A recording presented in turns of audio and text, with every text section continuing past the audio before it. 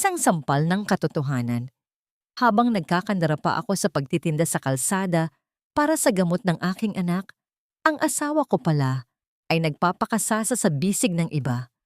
Hindi lang pag-ibig ang ninakaw nila, kundi ang mismong hininga ni Leo. Akala nila ay isa lamang akong basahang walang silbi, ngunit hindi nila alam. Ako ang humahawak sa mitya ng kanilang kayamanan. Sino ngayon ang luluhod para sa awa? Magsisimula na ang paniningil ng isang inang minaliit nyo. Seryoso ka ba, Tharvin? Iyong pambayad sa insurance ni Leo ang gagamitin natin para sa down payment ng condo sa Rockwell? Ang malanding tinig ni Thyra ay tila isang kagat ng langgam na may lason. Mabilis na kumalat sa sistema ni Marie habang nakatayo siya sa labas ng bahagyang nakabukas na pinto ng opisina ni Tharvin. Why not? Leo is fine. Kaunting hika lang yon, Thyra. Masyado lang madrama ang nanay niya. Isang pabigat na nga sa bahay.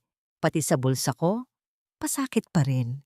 Ang tagal ko nang gustong idispensa ang babaeng yan. If not for the debt of gratitude, my family owes her father. It was a business transaction, Tira. Pinakasalan ko siya para pambayad utang. And 10 years is more than enough interest.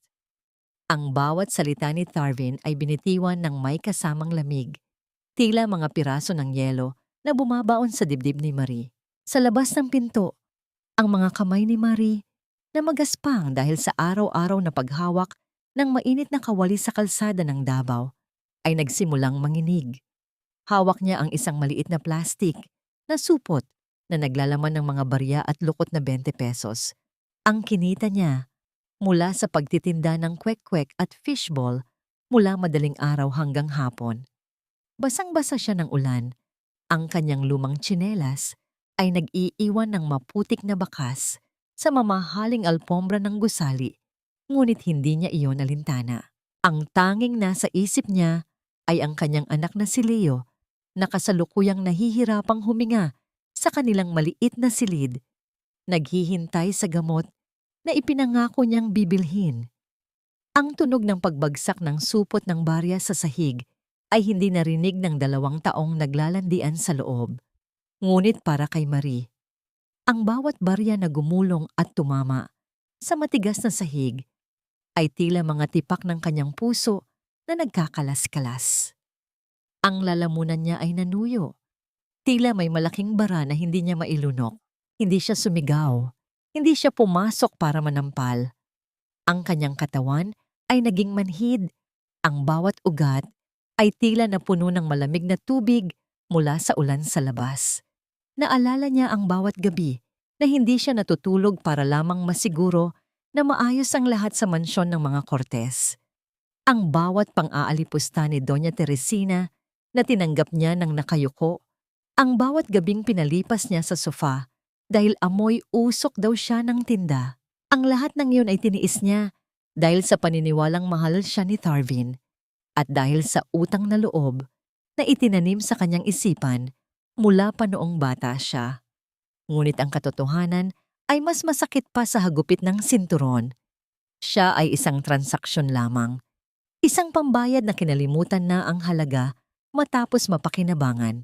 Dahan-dahang itinaas ni Marie ang kanyang kamay upang punasan ang tubig na umaagos sa kanyang mukha.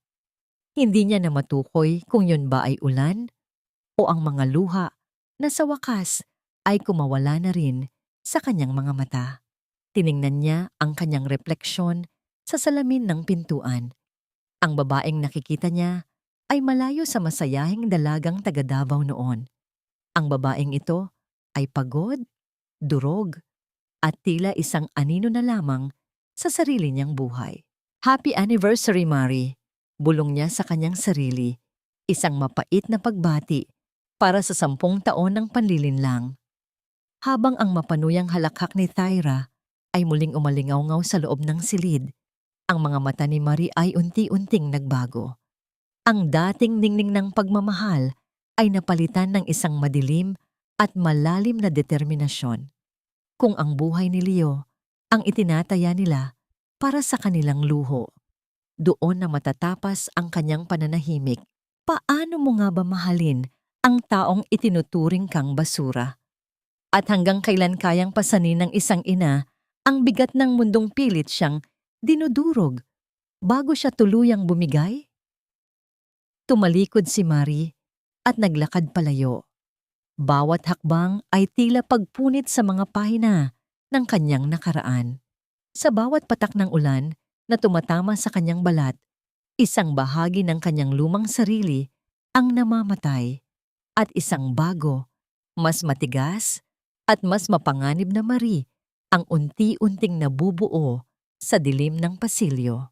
Ang utang na loob ay hindi lamang isang simpleng pasasalamat sa mga Pilipino.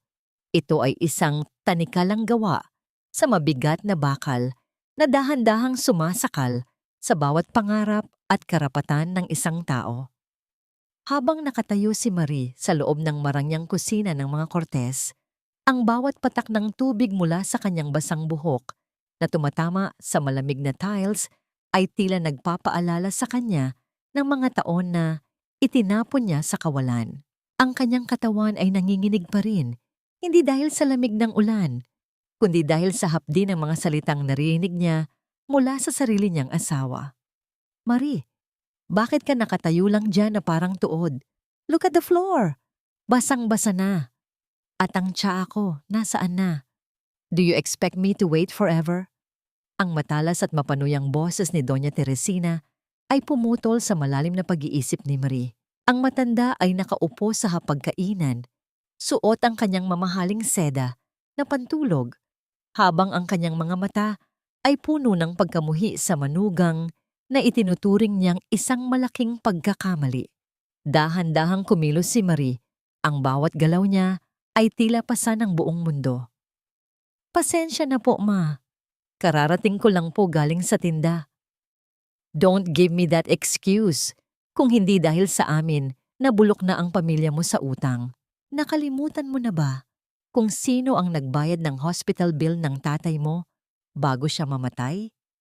Isang dekada na ang nakalipas, pero tila kailangan ko pang ipaalala sa'yo, araw-araw na utang mo sa amin ang bawat hininga mo.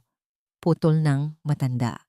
Sa bawat salitang binitawan ni Doña Teresina, bumabalik sa alaala ni Marie ang hitsura ng kanyang yumaong ama.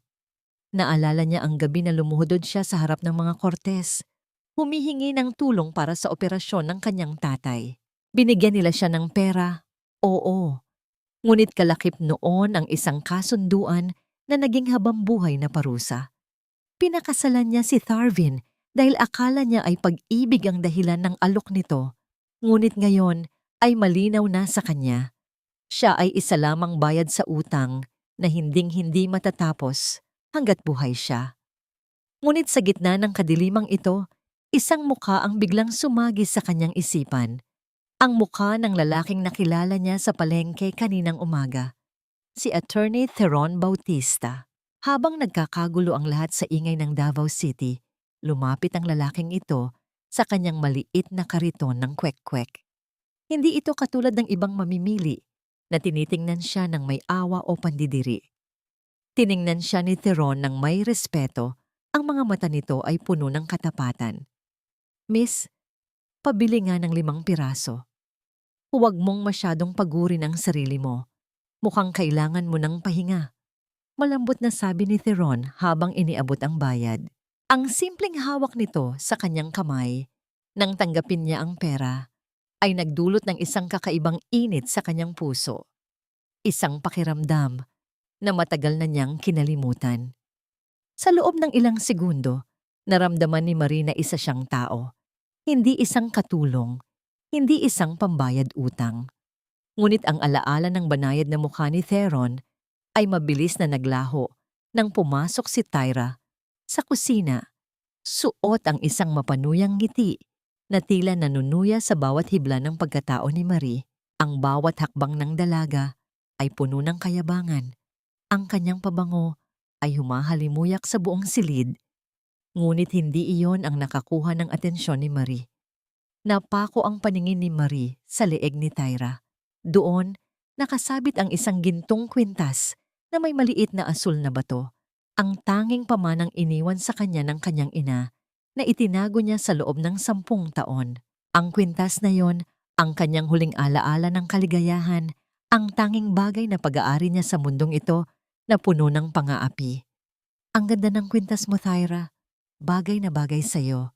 Wika ni Doña Teresina habang hinahawakan ang alahas. Thank you, tita. Tarvin gave this to me earlier. Sabi niya, galing daw ito sa isang lumang aparador. Dusty and forgotten, kaya mas mabuting ibigay na lang sa taong marunong mag-appreciate. Sagot ni Thyra habang nakatingin ng diretso sa mga mata ni Marie. Ang puso ni Marie ay tila pinipiga ng isang dambuhalang kamay. Ang kanyang mga kuko ay bumaon sa kanyang palad hanggang sa magsimula itong mamuti. Hindi lamang ang kanyang dangal ang kinuha ni Tarvin. Ngayon, maging ang huling alaala ng kanyang ina ay ibinigay nito sa babaeng sumisira sa kanyang pamilya. Habang pinagmamasdan ni Marie ang kanyang kwintas na nakasabit sa leeg ng ibang babae, isang tanong ang paulit-ulit na umalingaw-ngaw sa kanyang isipan. Hanggang kailan mo kayang manahimik kung ang bawat bagay na mahal mo ay unti-unti nang kinukuha sa iyo sa harap mismo ng iyong mga mata? Ang palengke ng Davao sa madaling araw ay isang makulay na gulo ng mga tinig, amoy ng sariwang isda, at ang init ng nagbabagang uling. Para kay Marie, ito ang kanyang tunay na tahanan, isang lugar kung saan ang bawat patak ng kanyang pawis ay may katumbas na halaga. Hindi katulad sa mansyon ng mga Cortez, kung saan ang kanyang pagkatao ay tila isang aninong walang saysay. Habang hinihiwa niya ang mga sangkap para sa kanyang tinda, ang kanyang mga kamay ay gumagalaw ng may tiyak na kasanayan, isang sayaw ng kasanayan na hinubog ng 10 taon ng pagsisikap. Sa likod ng kanyang maliit na kariton, may isang madilim na sulok kung saan nagtitipon ang mga kababaihan ng palengke, mga nanay na may bitbit na mga basket, mga tindera ng gulay na may mga sugat sa kamay, at mga labandera na pagod ang mga balikat. Hindi sila narito para bumili ng kwek-kwek. Narito sila para kay Marie. Sa ilalim ng kanyang lumang lamesa, inilabas ni Marie ang isang kupas na notebook na kulay asul.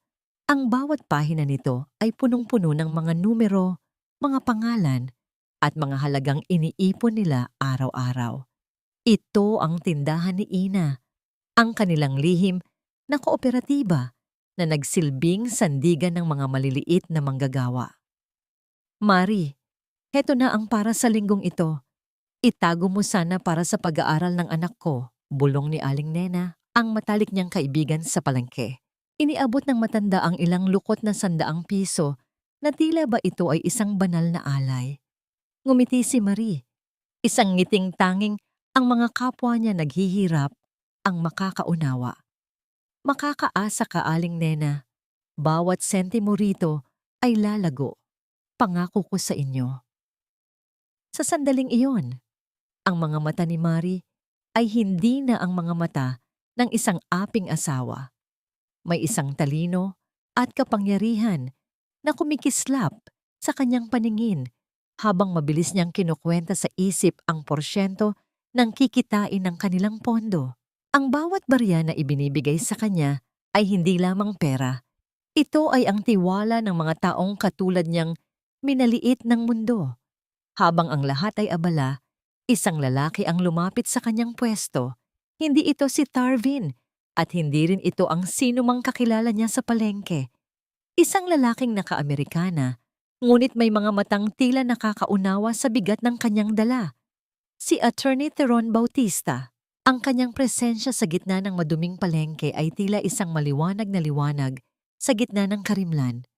Marie, may dumating na lihim na ulat mula sa bangko. Mahinang sabi ni Theron, sapat lamang upang silang dalawa ang makarinig. Iniabot niya ang isang puting sobre na walang marka.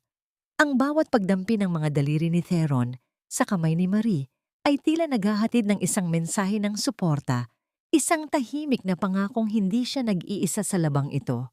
Nang buksan ni Marie ang sobre sa ilalim ng lamesa, ang kanyang hininga ay tila tumigil. Ang mga titik na nakasulat sa loob, ay tila sumasayaw sa harap ng kanyang mga mata. Nakasulat doon ang pangalang MDR Investment Group, isang kumpanyang walang nakakaalam na siya ang tunay na nagmamay-ari. Ang halagang nakasaad sa balanse ay sapat na upang bilhin ang bawat pangarap na ipinagkait sa kanya at sapat na rin upang wasakin ang imperyong kinatatayuan ni Tarvin.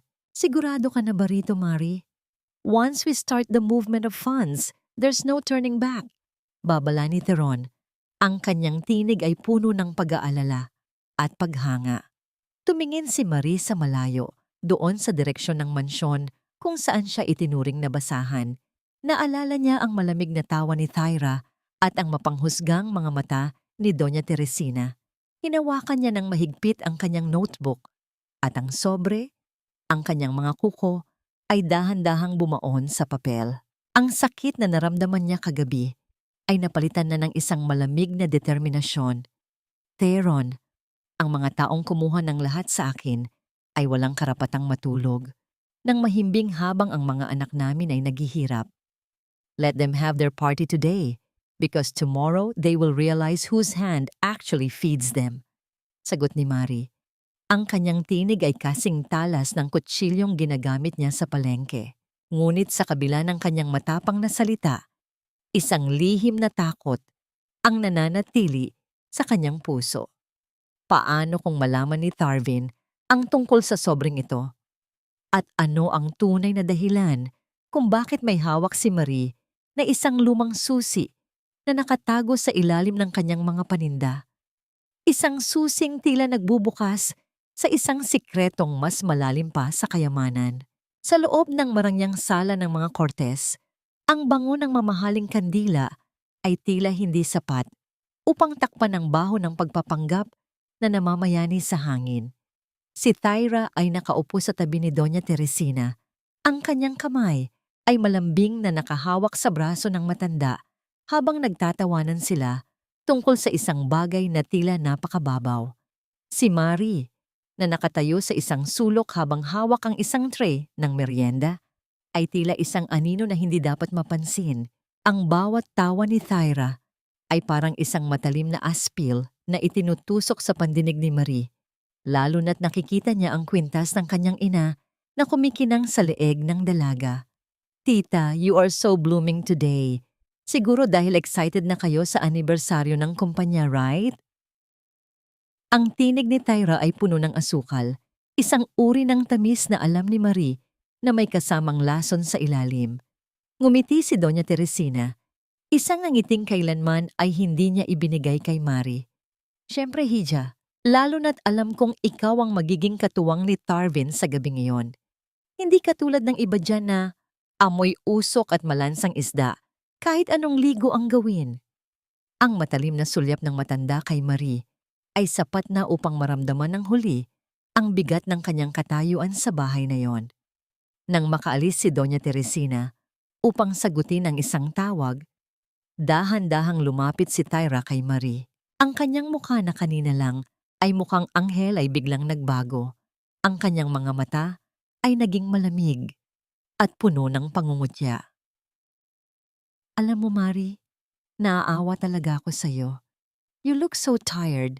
Siguro kaya lumalayo ang loob ni Tarvin sa'yo ay dahil nakikita niya sa mukha mo ang lahat ng problema ng mundo.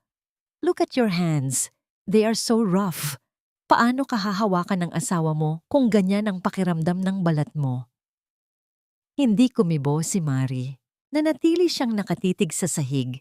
Ang kanyang mga daliri ay mahigpit na nakakapit sa gilid ng tray. Ngunit hindi tumigil si Thyra. Inilapit pa nito ang kanyang mukha sa tainga ni Marie at bumulong ng may mapanuyang tono. Don't blame Tarvin for looking for someone who can actually make him feel like a king. Ikaw, you're just a reminder of his debts. Isang pabigat na kailangang tiisin. If I were you, I'd just leave quietly before things get really ugly. Dumating ang oras ng hapunan at ang tensyon sa loob ng silid-kainan ay tila isang tali na dahan-dahang napuputol. Naghain si Marie ng sinigang, ang paboritong putahe ni Tarvin noon, ngunit pagtikim pa lamang ni Thyra Agad nitong binitiwan ng kutsara na lumikha ng isang matunog na pagtama sa porselanang plato. Ang tunog na yon ay umalingaw-ngaw sa buong silid na nagpatahimik sa lahat. Tarvin, I'm sorry, but I can't eat this. It tastes so market-ish. Parang amoy palengke ang buong sabaw. Is this how you usually eat here? Madrama ang pagtakip ni Tyra sa kanyang ilong habang tumitingin kay Tarvin na tila hihingi ng saklolo. Hindi na nakapagpigil si Marie.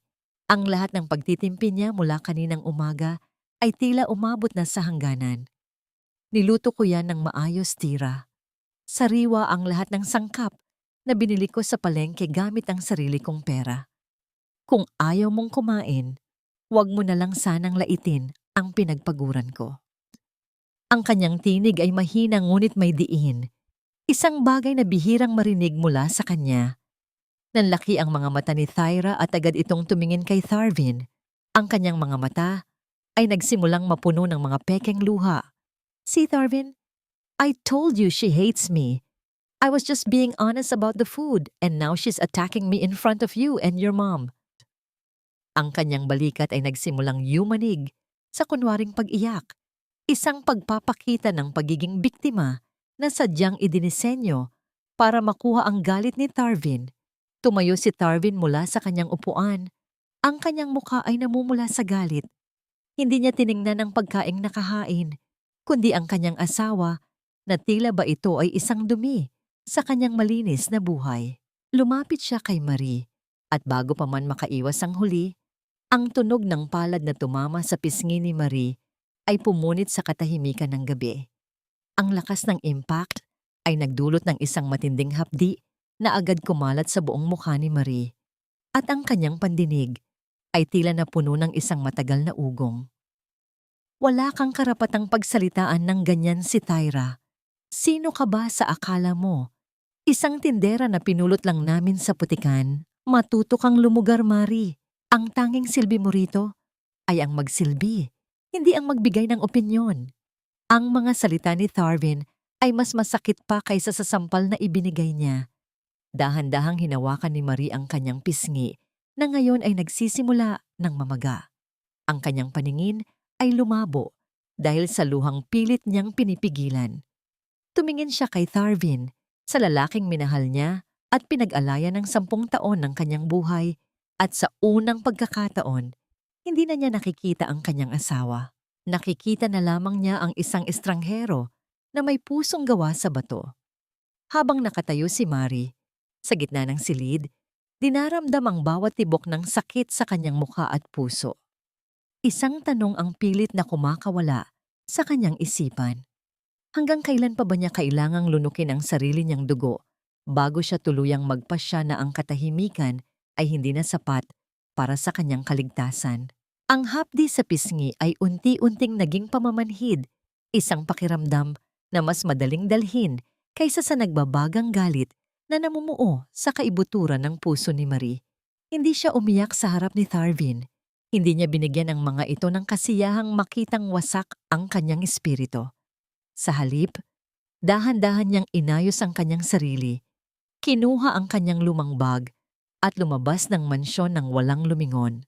Ang ulan sa labas ay huminto na, ngunit ang lamig ng gabi ay tila pumasok sa kanyang mga buto, nagpapaalala sa kanya na wala na siyang babalikan sa lugar na yon.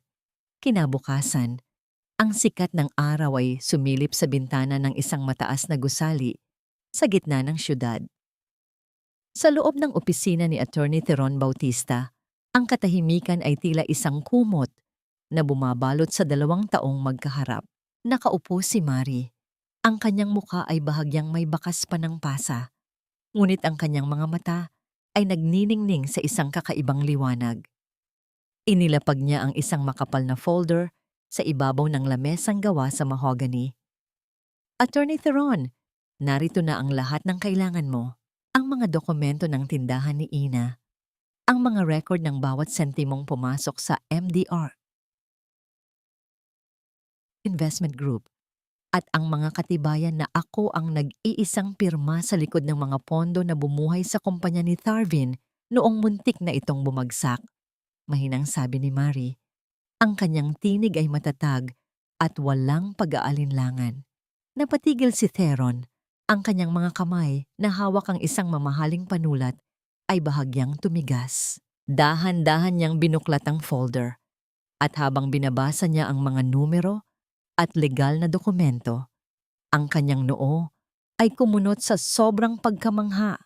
Tumingin siya kay Marie, hindi bilang isang mangingisda o tindera sa palengke, kundi bilang isang henyo na nakapagtago ng isang imperyo sa ilalim ng kanyang mga lumang tsinelas. Marie, ikaw ang MDR, ang misteryosong investor na hinahanap ng buong business district. I've been handling your legal papers through proxies for years, but I never imagined it was you. Bulong ni Theron. Ang kanyang tinig ay puno ng paghanga na may halong sakit para sa babaeng nasa harap niya. Dahan-dahang tumayo si Theron at lumapit kay Marie. Hindi siya nagsalita agad. Sa halip, kinuha niya ang isang maliit na ice pack at maingat itong inilapit sa namamagang pisngi ni Marie. Ang bawat pagdampi ng kanyang mga daliri sa balat ni Marie ay tila may dalang kuryente ng pag-aalaga at respeto. Isang bagay na hindi kailanman naramdaman ni Marie mula kay Tarvin. Sa loob ng 10 taon, ito ang unang pagkakataon na may taong tumingin sa kanya ng ganito. Na tila ba siya ay isang mahalagang kayamanan na hindi dapat masaktan. Huwag mong hayaang saktan kanila muli, Marie. You have the world in your hands now. Bakit ka pa bumabalik sa kanila? Bakit mo pa tinitiis ang lahat ng ito? Ang mga mata ni Theron ay tila nagtatanong. Naghahanap ng kasagutan sa isang pusong matagal nang nakakulong sa utang na loob. Ngumiti si Marie, isang malungkot ngunit matamis na ngiti. Dahil ang tunay na kalayaan, Theron, ay hindi lamang tungkol sa pera. Ito ay tungkol sa pagbawi sa lahat ng kinuha nila sa akin, ang aking dangal, ang aking anak, at ang aking pagkatao. Gusto kong makita ang sandaling mapagtanto nila na ang taong itinuring nilang basura ang mismong nagbibigay sa kanila ng hangin para huminga. Nagpasya silang mag-usap patungkol sa mga susunod na hakbang sa isang malapit na restaurant. Habang nakaupo sila sa isang sulok, malayo sa ingay ng paligid, ang kapaligiran ay tila naging magaan. Nag-uusap sila tungkol sa mga plano, ngunit sa bawat sandali, ang mga titig ni Theron ay nananatiling nakapako sa mukha ni Marie. Tila sinusubukang kabisaduhin ang bawat linya ng katatagan nito. Ang bawat tawa ni Marie sa isang maliit na biro ni Theron ay tila isang musika na matagal nang hindi narinig sa kanyang buhay. Ngunit ang katahimikan ng kanilang pag-uusap ay biglang naputol nang bumukas ang pinto ng restaurant. Pumasok si Tarvin kasama ang ilang mga kliyente, tumatawa at tila nasa tuktok ng mundo. Ngunit ang kanyang tawa ay biglang napatigil nang mahagip ng kanyang paningin ang isang pamilyar na bulto sa kabilang dako ng silid. Nanlaki ang mga mata ni Tarvin. Ang kanyang asawa, ang walang silbing si Marie, ay nakaupo sa isang mamahaling restaurant, nakasuot ng isang simpleng ngunit eleganteng damit. At mas malala pa, kasama ang isa sa pinakamaimpluwensyang abogado sa bansa. Ang galit at selos na biglang sumiklab sa dibdib ni Tarvin ay tila isang apoy na handang tumupok sa lahat ng kanyang nakikita. Paano nagkaroon ng lakas ng loob ang babaeng ito na humarap sa ibang lalaki habang suot pa rin ang kanyang apelyido? At ano ang ginagawa ng isang mangingisda sa isang lugar na hindi naman para sa kanya? Ang hangin sa loob ng restaurant ay biglang naging mabigat.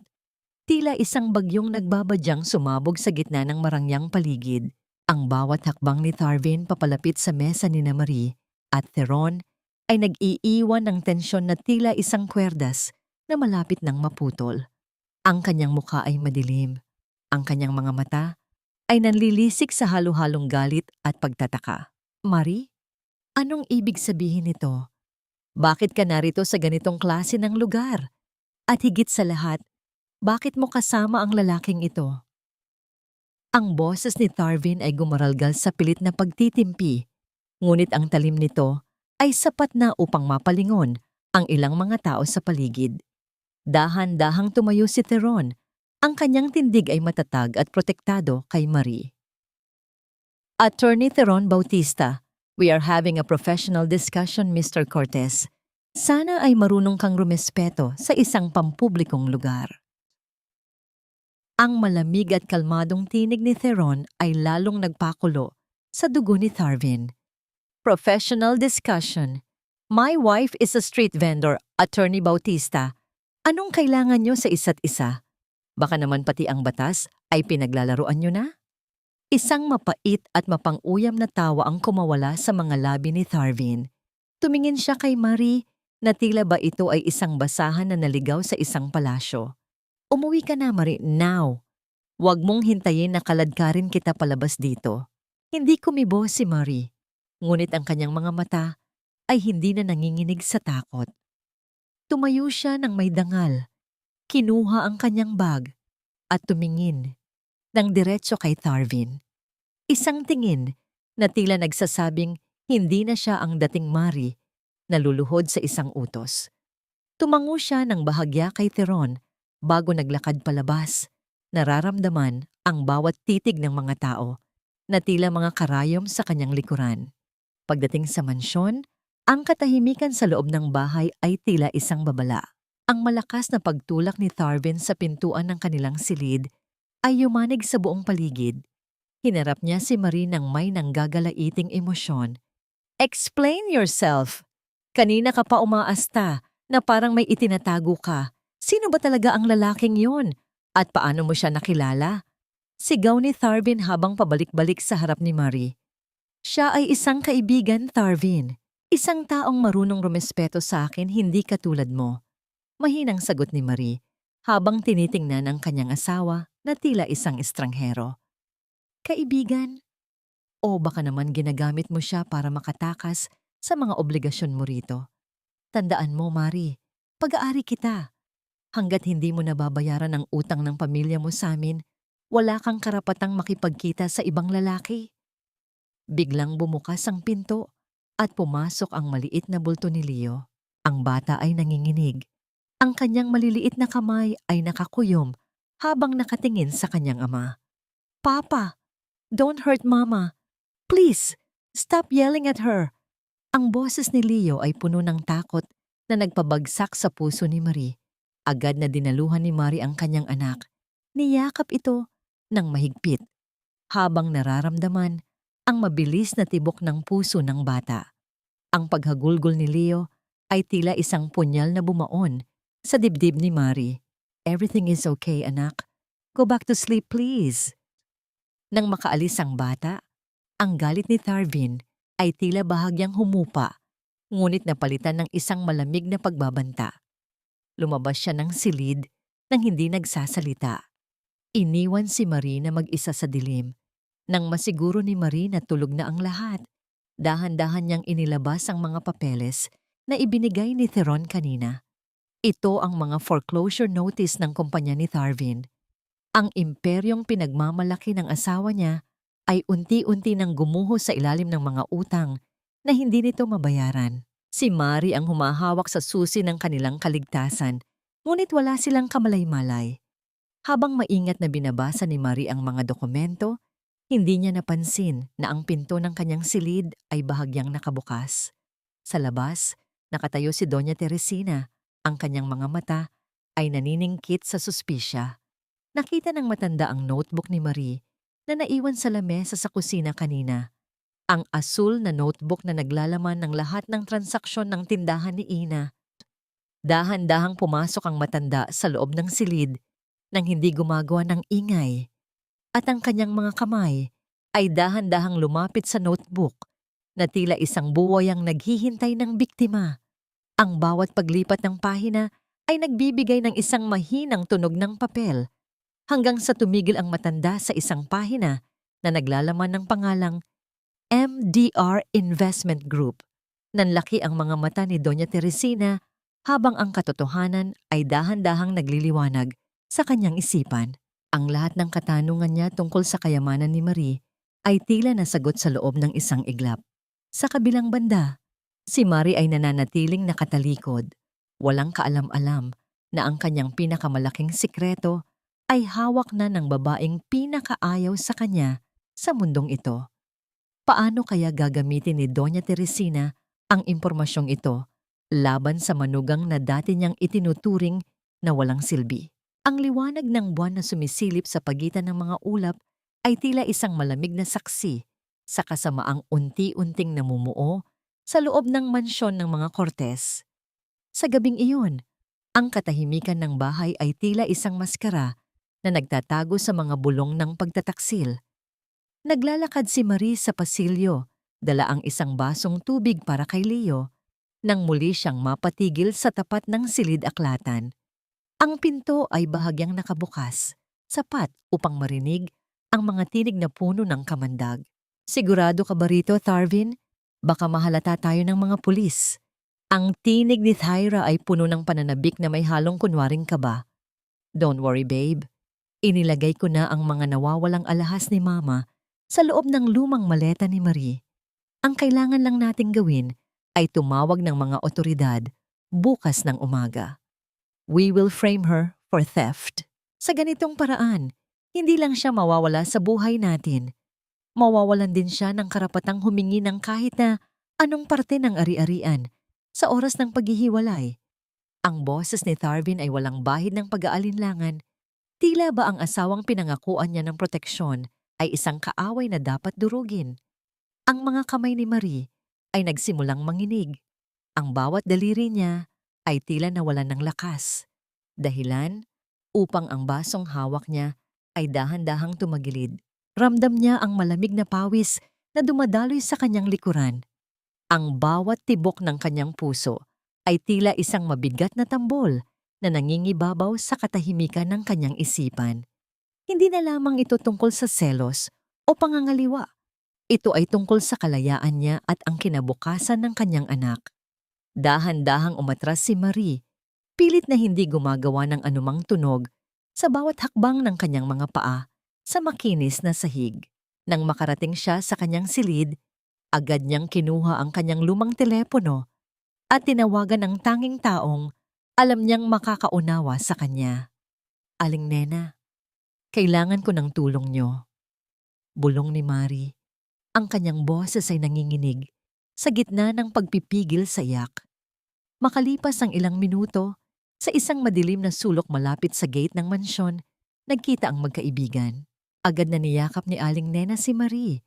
Isang yakap na puno ng init at pagmamalasakit na matagal nang ipinagkait sa kanya.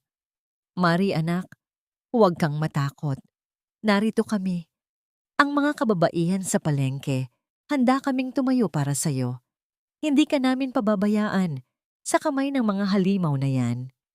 Sa gitna ng kaguluhan ng kanyang isipan, dumating si Attorney Theron Bautista. Ang kanyang sasakyan ay huminto nang walang anumang ingay sa kabilang kalsada. Lumabas siya at mabilis na dinaluhan ang dalawang babae.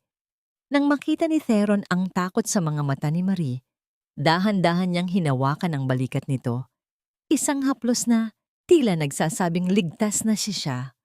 Marie, tiningnan ko na ang mga dokumento. We have to be careful. They are moving faster than we expected. But remember this, I will be with you in every step of the way. Ang tinig ni Theron ay malalim at puno ng katiyakan. Sa ilalim ng malamig na liwanag ng buwan, ang kanilang mga mata ay nagtagpo. Isang sandali ng pag-unawa na higit pa sa salita. May isang kakaibang init na gumapang sa puso ni Marie. Isang pakiramdam na tila ba sa unang pagkakataon, may isang lalaking handang lumaban para sa kanya nang walang hinihintay na kapalit. Dahan-dahang inilapit ni Theron ang kanyang mukha sa tainga ni Marie. Ang kanyang mainit na hininga ay humahaplos sa balat nito. Huwag kang bibigay, Marie. Malapit na ang hustisya. Matulog ka ng mahimbing.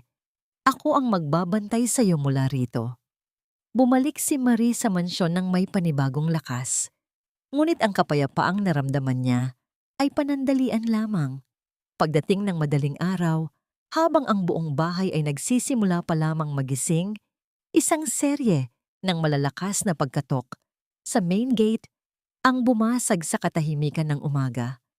Pagbukas ni Tharvin ng pinto, nakatayo ang tatlong lalaking nakauniporme. May hawak na isang puting papel na may opisyal na selyo. Si Doña Teresina at Thyra ay nakatayo sa likuran ni Tharvin. May mga mapanuyang ngiti sa kanilang mga labi na tila ba isang tagumpay ang kanilang nasasaksihan. Isang warrant of arrest para kay Tamaris de los Reyes dahil sa kasong qualified theft. Ang malamig na tinig ng pulis ay umalingaw-ngaw sa buong sala. Napalingon si Mari sa kanyang asawa, nakita niya ang tagumpay sa mga mata ni Tharvin. Sa sandaling iyon, ang tanong na bumabalot sa kanyang isipan ay hindi kung paano siya makakatakas, kundi paano niya mapoprotektahan ang kanyang anak habang ang mga rehas ng kulungan ay dahan-dahang bumubukas para sa kanya. Ang amoy ng kalawang at malamig na semento ang sumalubong kay Mari sa loob ng madilim na selda. Ang bawat pag-ikot ng susi sa mabigat na kandado ay tila isang pako na ibinabaon sa kanyang puso. Isang tunog na nagpapahiwatig ng kanyang pansamantalang kawalan ng kalayaan. Nakaupo siya sa isang manipis na banig sa sulok. Ang kanyang mga tuhod ay nakayakap sa kanyang dibdib, habang ang kanyang paningin ay nakatuon sa isang maliit na bintanang may rehas kung saan sumisilip ang maputlang liwanag ng buwan. Ang bawat patak ng tubig mula sa sirang gripo sa labas ay tila isang mabagal na orasan na bumibilang sa kanyang bawat hininga ng pagdurusa sa gitna ng katahimikan ng gabi. Ang pinakamasakit na bahagi ng kanyang kalagayan ay hindi ang lamig ng selda, kundi ang gunita ng yayak ni Leo. Paulit-ulit na bumabalik sa kanyang isipan ang muka ng kanyang anak, ang mga mata nitong puno ng luha at ang maliliit na kamay na pilit siyang inaabot habang isinasakay siya sa sasakyan ng mga pulis. Ang bawat pagsamo ng bata na huwag siyang iwan ay tila isang matalim na kutsilyo na humahati sa kanyang pagkatao. Naramdaman ni Marie ang isang matinding sikip sa kanyang dibdib, isang uri ng pagsisisi na tila ba nabigo niya ang tanging nilalang na nagbibigay sa kanya ng dahilan upang mabuhay. Sa gitna ng kanyang kawalan ng pag-asa, narinig niya ang tunog ng mga yabag ng sapatos na papalapit sa kanyang selda. Hindi ito ang mabigat na hakbang ng mga gwardya.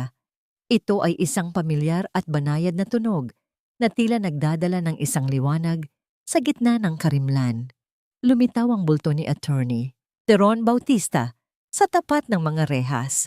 Ang kanyang mukha ay pagod, ngunit ang kanyang mga mata ay nagniningning pa rin sa determinasyon at malasakit. Dahan-dahang lumapit si Theron at inilapat ang kanyang palad sa malamig na bakal ng rehas. Nang makita ni Mari ang lalaking ito, ang kanyang matatag na pader ng pagtitimpi ay biglang gumuho. Nagsimulang dumaloy ang mga luha sa kanyang pisngi, hindi dahil sa takot, kundi dahil sa ginhawang naramdaman niya na may isang taong hindi siya tinalikuran. Mari, tingnan mo ako. Hindi kita pababayaan dito. Gagawin ko ang lahat para mailabas ka. Mahinang sabi ni Theron. Ang kanyang boses ay tila isang mainit na kumot na bumabalot sa nanginginig na katawan ni Mari. Inabot ni Mari ang kamay ni Theron sa kabila ng mga rehas. Ang bawat daliri nila ay nagtagpo, isang simpleng hawak na puno ng pangako at isang uri ng pagmamahal na hindi kailanman naramdaman ni Mari mula sa kanyang asawa. Sa sandaling iyon, ang rehas na naghihiwalay sa kanila ay tila nawalan ng saysay. Ang tanging mahalaga ay ang init ng palad ni Theron na nagpapaalala kay Mari na siya ay tao pa rin, na siya ay may halaga at may karapatang ipaglaban ang kanyang sarili. Thank you, Theron. Pero paano si Leo? I'm so worried about him. Baka kung ano ang gawin nila sa anak ko habang wala ako. Bulong ni Marie. Ang kanyang boses ay gumaralgal sa gitna ng paghikbi. Leo is safe for now. Aling Nena and the women from the market are watching over the house. Hindi sila papayag na saktan ng bata. Paniniguro ni Theron habang maingat na pinupunasan ang isang luhang tumakas sa mata ni Mari gamit ang kanyang hinlalaki. Dahan-dahang inilabas ni Theron ang isang folder mula sa kanyang bag. Binuksan niya ito at ipinakita kay Mari ang isang dokumento, ang mismong papel na ginamit ni Tharvin para ipakulong siya. Itinuro ni Theron ang lagda sa ibaba ng papel. Mari, tiningnan kong mabuti ang lagdang ito sa ilalim ng microscope kaninang hapon. It was a perfect imitation, but the pressure of the pen was inconsistent. This is a forged signature, Mari, at alam ko na kung sino ang gumawa nito. Isang seryosong tingin ang ibinigay ni Theron kay Mari, isang tingin na tila naghahanda sa kanya para sa isang katotohanang mas masakit pa sa pagkakakulong. Sino, Theron? Sino ang kayang gumawa nito sa akin? Tanong ni Mari, habang ang kanyang puso ay nagsisimulang tumibok. Nang mabilis sa kaba, inilapit ni Theron ang kanyang mukha sa rehas at ibinulong ang isang pangalan na nagpapatigil sa mundo ni Mari. Ang ebidensya ay maliwanag, ngunit ang mas malaking tanong ay kung paano niya ito gagamitin laban sa mga taong pilit siyang binabaon sa putik. Paano kaya haharapin ni Mari ang katotohanang ang taong pinakamalapit sa kanya ang mismong nagguhit ng kanyang kamatayan sa likod ng mga rehas? Ang pagbukas ng mabigat na pintong bakal ng presinto ay tila isang hudyat ng pagtatapos ng isang madilim na kabanata sa buhay ni Mari. Sa bawat hakbang niya palabas, ang init ng sikat ng araw sa kanyang balat ay tila isang banayad na haplos na nagpaparamdam na siya ay buhay, malaya, at muling may hawak sa sarili niyang kapalaran. Sa tapat ng kalsada, nakatayo si Attorney Theron Bautista, nakasandal sa kanyang sasakyan, habang ang mga mata ay nakatuon sa pintuan. Ang isang matamis at mapayapang nangiti ay dahan-dahang sumilay sa mga labi ng abogado nang makita ang babaeng matagal niyang ipinaglaban. Hindi agad nakapagsalita si Mari. Ang kanyang mga mata ay nanatiling nakapikit ng sandali. Dinaramdam ang sariwang hangin na malayo sa amoy ng semento at kalawang. Nang muling imulat ang kanyang mga mata, ang unang bumungad sa kanya ay ang mukha ni Theron, isang mukha na naging simbolo ng kanyang kaligtasan sa gitna ng unos. Welcome back, Mari. I told ka, hindi kita pababayaan. Ang boses ni Theron ay mababa, ngunit puno ng emosyong tila isang himig na nagpapakalma sa nag-aalimpuyong damdamin ni Mari. Lumapit ang lalaki at kinuha ang maliit na bag na dala ni Mari. Ang kanilang mga balat ay bahagyang nagtagpo, naghahatid ng isang init na tila nagpapagaling sa bawat sugat ng nakaraang gabi. Ngunit ang tunay na sorpresa ay naghihintay sa kanila sa tapat ng palengke ng Davao. Habang papalapit ang sasakyan ni Theron, natanaw ni Mari ang isang makulay na kumpol ng mga tao. Ang mga kababaihan ng tindahan ni Ina, mga tindera ng gulay, mangingisda at mga nanay na dati niyang tinulungan ay nakatayo sa gilid ng kalsada. May dala silang mga bulaklak, mga pagkaing binalot sa dahon ng saging at mga karton na may nakasulat na "Welcome home, Mari." Ang tunog ng kanilang sabay-sabay na pagpalakpak ay tila isang masayang martsa na sumasalubong sa isang reyna. Nang bumaba si Mari sa sasakyan, agad siyang dinamba ng yakap ni Aling Nena. Ang amoy ng luya at bawang sa damit ng matanda ay tila isang pabango ng katotohanan at pagtanggap. Anak, hindi kami naniwala sa mga paratang nila. Alam namin ang busilak mong puso, bulong ni Aling Nena habang humihikbi. Ang bawat yakap mula sa mga kababaihan ay tila isang piraso ng pader na muling bumubuo sa dangal ni Mari na pilit dinurog ng mga Cortes. Sa sandaling iyon, naramdaman ni Mari na hindi na siya nag-iisa. Siya ay bahagi ng isang mas malaking puwersa. Ang bayanihan ng mga minaliit na ngayon ay handa ng lumaban. Dinala ni Theron si Mari sa isang ligtas na lugar upang makapag-usap ng masinsinan. Inilapag niya sa harap ni Mari ang isang eleganteng folder na may gintong selyo. Ito ay isang investment offer para sa Cortez Group, isang angel investor na handang magpasok ng bilyong piso upang isalba ang bumabagsak na kumpanya ni Tharvin. This is the bait, Mari. Tharvin is desperate. Masyado siyang naging kampante sa mga illegal na transaksyon ni Thyra At ngayon ay nasa bingit na sila ng bangkarote. All we need is your signature as the head of MDR Investment Group to approve this fake lifeline. Paliwanag ni Theron. Ang kanyang mga mata ay nagniningning sa talino ng kanilang plano. Hinawakan ni Marie ang mamahaling panulat. Ang kanyang mga daliri ay hindi na nanginginig. Tumingin siya sa imbitasyon na nakapatong sa lamesa. Isang imbitasyon para sa ika-15 anibersaryo ng Cortez Group na gaganapin sa susunod na linggo. Doon, balak ni Tharvin na ipahiya siya at i-announce ang pakikipaghiwalay. Tharvin thinks he is the king of his empire, but he forgot who laid the bricks for his throne. Wika ni Marie. Ang kanyang tinig ay kasing lamig ng bakal ngunit may lalim ng isang dagat na naghahanda para sa tsunami. Inilapat niya ang kanyang panulat sa papel at dahan-dahang itinala ang kanyang lagda. Ang lagdang magiging mitya ng pagguho ng lahat ng pag-aari ng asawa niya. Habang tinitingnan ni Theron si Marie, hindi niya mapigilang makaramdam ng isang matinding paghanga na dahan-dahang nagiging isang mas malalim na damdamin. Marie, after all this is over, what happens next for us?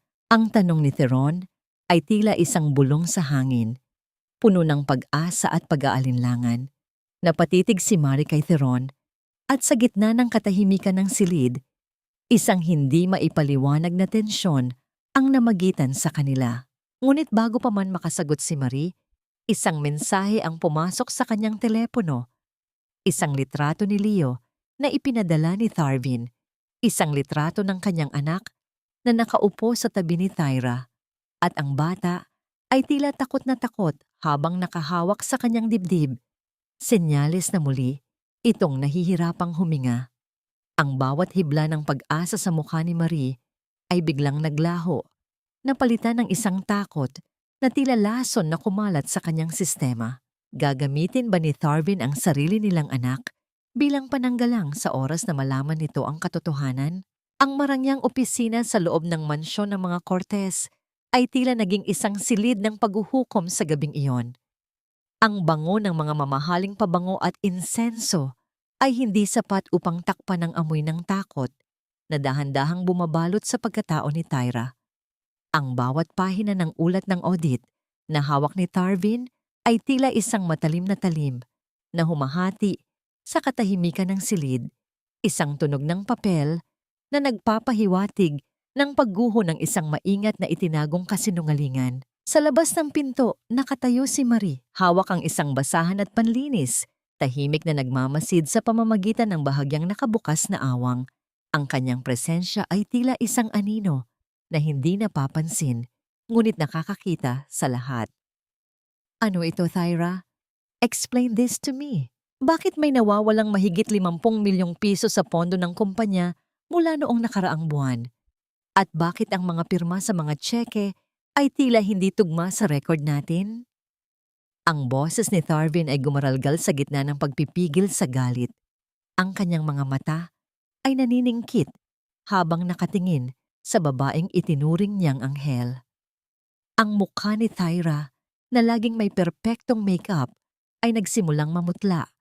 Ang kanyang mga labi ay nanginginig habang pilit na humahanap ng mga salitang maisasagot. Ang kanyang mga kamay na may suot na mamahaling alahas ay nakakuyom sa kanyang kandungan. Tharvin, I can explain. Baka may pagkakamali lang ang accounting. Alam mo naman na sobrang gulo ng records noong muntik na tayong mabankrupt. I was just trying to move funds to protect us from the creditors. Protect us? O protektahan ang sarili mo? Ang sabi ng audit, ang pera ay napunta sa isang offshore account na hindi nakapangalan sa kumpanya. Tyra, ang angel investor na hinihintay natin ay hihingi ng malinis na record bukas.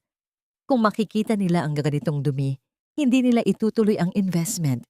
We will lose everything. Ang malakas na paghampas ni Tharvin sa lamesa ay nagdulot ng pagyanig ng mga gamit sa ibabaw nito. Isang aksyon na nagpakita ng kanyang lumalalang desperasyon. Sa kabilang panig ng pinto, isang malamig na ngiti ang dahan-dahang sumilay sa mga labi ni Marie. Ang bawat sigaw ni Tharvin ay tila isang musika sa kanyang pandinig. Ang kumpanyang pinag-alayan niya ng 10 taon ng kanyang buhay ay unti-unti nang nilalamon ng sarili nitong kasakiman. Pumasok siya sa loob ng silid ng may pekeng pag-aalala. Ang kanyang mga mata ay nakayuko habang dahan-dahang pinupunasan ang isang florera malapit sa kinaroroonan ng dalawa. Sir Tharvin, Ma'am Thyra, baka po gusto niyo ng tsaa para kumalma ang inyong loob? Ang tinig ni Marie ay mahina at tila walang malay, isang perpektong pagtatago sa kislap ng tagumpay sa kanyang mga mata. Umalis ka rito, Marie. Wala kang alam sa pinag-uusapan namin. Sigaw ni Thyra, ang kanyang boses ay puno ng puot dahil sa takot na baka may marinig ang asawa ni Tharvin. Ngunit ang pagtataboy na ito ay tila naging hudyat para kay Tharvin na muling paghinalaan ang lahat ng nasa paligid niya. Habang naglalakad si Marie palabas, sadyang naiwan niya ang kanyang lumang notebook sa sahig. Ang notebook na naglalaman ng mga pekeng transaksyon na sadyang inihanda ni Theron upang lalong malito ang audit ng kumpanya. Nang mapansin ito ni Tharvin, agad niyang kinuha ang notebook at sinimulang buklatin ang mga pahina nito. Ang bawat numero na nakasulat doon ay tila mga tinik na tumutusok sa kanyang konsensya. Nang sumapit ang hating gabi, habang ang lahat ay tila natutulog na, nagtungo si Marie sa balkonahe. Doon, nakita niya si Thyra na may kausap sa kanyang telepono. Ang tinig nito ay puno ng kaba at nagmamadali. Ang bawat salita ni Thyra ay tila isang pag-amin sa kanyang balak na pagtakas. I need the money ready by tomorrow morning. Hindi na ako makakatagal dito. Tharvin is starting to suspect everything. Kapag nakuha ko na ang huling pondo mula sa MDR investment, aalis na ako sa bansang ito. Just make sure the private plane is ready. Bulong ni Thyra sa kadiliman, walang kaalam-alam na ang bawat salita niya ay naririnig ni Marie mula sa likod ng malalaking halaman. Ang puso ni Marie ay tumibok ng mabilis, hindi dahil sa takot, kundi dahil sa pananabik. Ang lamat sa maskara ni Thyra ay hindi na lamang isang maliit na gasgas. Ito ay isang malaking bitak na hindi na kayang itago pa. Tumingin si Marie sa langit, kung saan ang mga bituin ay tila nakikisama sa kanyang plano. Ang bawat sakripisyo niya, ang bawat sampal na tinanggap niya, ay malapit na ring magkaroon ng katarungan. Paano kaya tatanggapin ni Tharvin ang katotohanang ang babaeng itinuturing niyang kaligtasan ay ang mismong lason na papatay sa kanyang pangarap? At ano ang gagawin ni Marie kapag nalaman niyang may isa pang lihim si Thyra na higit na mas masakit kaysa sa pagnanakaw ng pera? Isang lihim na may kinalaman sa tunay na ama ni Leo? Ang marangyang ballroom ng Davao Hotel ay tila isang dagat ng nagniningning na mga bituin sa gabing iyon. Ngunit para kay Marie, ito ay isang malawak at malamig na disyerto ng kahihiyan. Ang bawat kristal na chandelier na nakabitin sa mataas na kisame ay naghahatid ng liwanag na tila humihiwa sa kanyang pagkatao. Inilalantad ang bawat lamat ng kanyang puso sa harap ng mga taong kabilang sa mataas na lipunan. Habang ang bango ng mga sariwang bulaklak at mamahaling alak ay humahalimuyak sa hangin, ang amoy ng katusuhan at pagkukunwari ay mas matindi pa ring nananaig sa bawat sulok ng silid. Sa loob ng silid bihisan kanina, ang malupit na kamay ni Thyra ang nag-abot sa kanya ng isang itim na uniforme, isang damit katulong na may puting apron. Ang bawat himaymay ng telang iyon ay tila may kasamang lason na tumatagos sa balat ni Marie. Ang tawa ni Thyra ay tila isang matalim na kutsilyo habang pinagmamasdan siya sa salamin. Sinasabing iyon ang tanging kasuotang karapat-dapat sa isang babaeng nanggaling sa putikan. Napilitan si Marie na isuot ito dahil sa banta ni Tharvin na ilalayo sa kanya si Leo kung hindi siya susunod sa kanilang nais para sa gabing ito. Ngayon, sa gitna ng pagdiriwang, si Marie ay gumagalaw na tila isang anino. Ang mabigat na tray ng mga baso ng champagne ay tila pasan ang buong bigat ng kanyang 10 taong sakripisyo. Ang bawat paghakbang niya ay sinasabayan ng mapanuyang sulyap ng mga dating kakilala ni Tharvin mga bulong na tila mga bubuyog na humuhuni tungkol sa kaawa-awang asawa na naging tagapagsilbi na lamang sa sarili niyang tahanan. Ang kanyang lalamunan ay nanunuyo. Ang bawat paglunok ay tila may kasamang mga bubog ng sakit. Ngunit ang lahat ng ingay at bulong ay tila biglang naglaho nang bumukas ang malaking pintuan ng ballroom. Ang bawat mata ay napalingon sa lalaking pumasok, si Attorney Theron Bautista. Ang kanyang tindig ay puno ng awtoridad at karangyaan. Suot ang isang itim na tuxedo na tila sadyang ginawa para sa kanyang perpektong pangangatawan. Ang kanyang presensya ay tila isang malakas na agos na nagpatahimik sa buong silid. Siya ang kinikilalang special guest ng Go ng gabi. Ang lalaking pinapangarap na maging katuwang ng bawat negosyante sa Davao. Sina Johnny Theron na lumapit sa kinaroroonan ni Marie.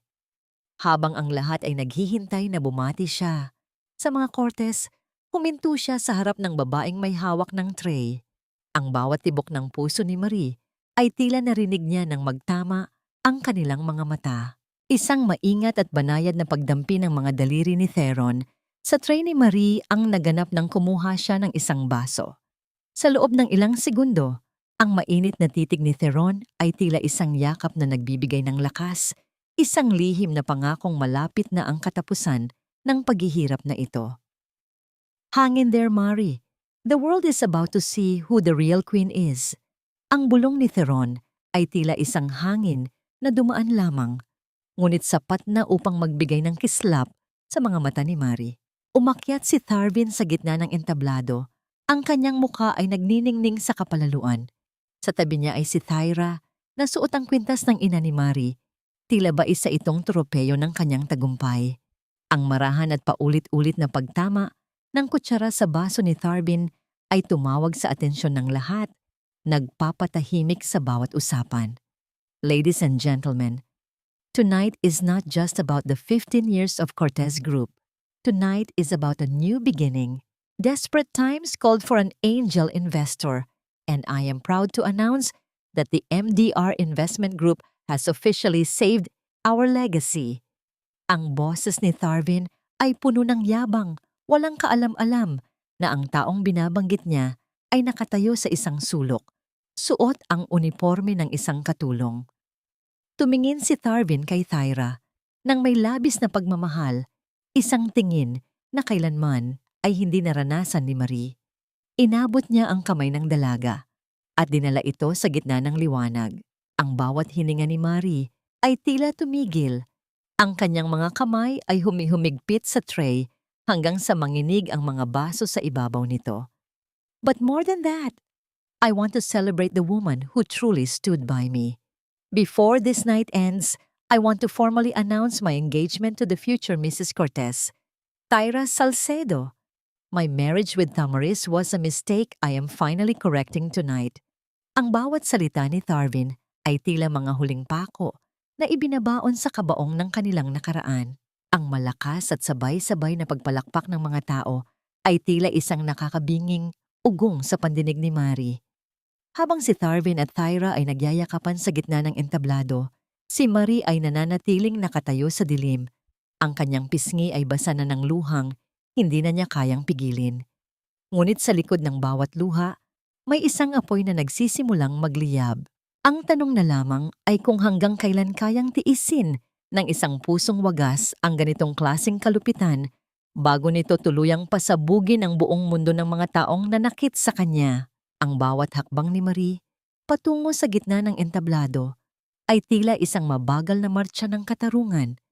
Bawat pagtama ng kanyang takong sa makintab na sahig ay nag-iiwan ng isang matinding katahimikan sa buong ballroom. Ang mga tao na kanina lamang ay nagtatawanan at pumapalakpak sa anunsyo ni Tharvin ay tila naging mga estatwa. Ang kanilang mga mata ay nakatuon sa babaeng suot pa rin ang uniforme ng isang katulong ngunit may aura ng isang reyna na handang bawiin ang kanyang trono. Ang bawat hibla ng kanyang puting apron ay tila isang sampal sa mukha ng mga taong naroon, isang paalala ng kanilang kalupitan. Tharvin, Bago mo tuluyang itapon ang sinasabi mong basura, baka gusto mong malaman kung sino talaga ang nagpapakain sa iyo sa loob ng 10 taon. Ang tinig ni Marie ay mahina, ngunit may lalim na tila isang tsunami na nagmumula sa kailaliman ng dagat. Ang bawat salita niya ay gumaralgal sa hangin, sapat upang mapatigil ang musika at ang bawat bulungan. Sa isang mabilis na pagpindot ni Attorney Theron Bautista sa kanyang hawak na remote control, ang malaking puting screen sa likuran ni na Tharvin at Thyra ay biglang nagliwanag. Hindi ito ang mga larawan ng tagumpay ng kumpanya. Ito ay mga bank statement, mga legal na dokumento, at ang sertipiko ng pagmamay-ari ng MDR Investment Group. Ang pangalang Tamaris de los Reyes ay nakasulat ng malaki at malinaw sa bawat pahina. Ang bawat titik ay tila mga huling pako sa kabaong ng ambisyon ni Tharvin. Ang sabay-sabay na pagpigil ng hininga ng mga panauhin ay tila isang hanging umiihip sa buong silid. Si Doña Teresina, na kanina ay punong-puno ng kapalaluan, ay naramdaman ang biglang paglambot ng kanyang mga tuhod. Ang kanyang mukha ay nawalan ng kulay. Ang kanyang mga mata ay nanlaki habang dahan-dahang humahawak sa kanyang dibdib. Sinusubukang huminga sa gitna ng matinding pagkagulat. Ang bawat pangarap niya ng marangyang buhay ay tila isang kastilyong buhangin na tinangay ng malakas na agos. Dahan-dahang tinanggal ni Marie ang kanyang puting apron at itinapon ito sa paanan ni Tharvin. Ang bawat paggalaw niya ay puno ng dangal. Isang pagtatapos sa kanyang pagiging alipin, ang kanyang simpleng itim na damit sa ilalim ng uniforme ay biglang naging simbolo ng kanyang kapangyarihan. Lumapit siya kay Tharvin, na ngayon ay nakatayo ng nanginginig. Ang kanyang mukha ay punong-puno ng hindi maipaliwanag na takot at pagtataka.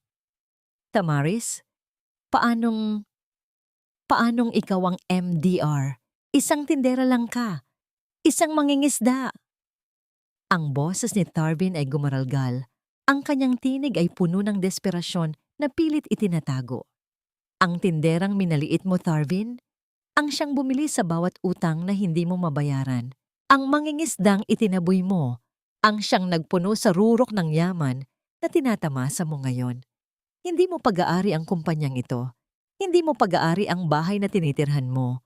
Ang lahat ng ito, bawat sentimo, ay pag-aari ko. Ang bawat salita ni Marie ay tila isang matalim na kutsilyo na humahati sa pagkatao ni Tharvin. Tumingin si Marie kay Thyra, na ngayon ay pilit na nagtatago sa likod ni Tharvin. Ang kanyang mga mata ay nanlilisik sa takot habang hawak ang kwintas na ninakaw mula sa ina ni Marie.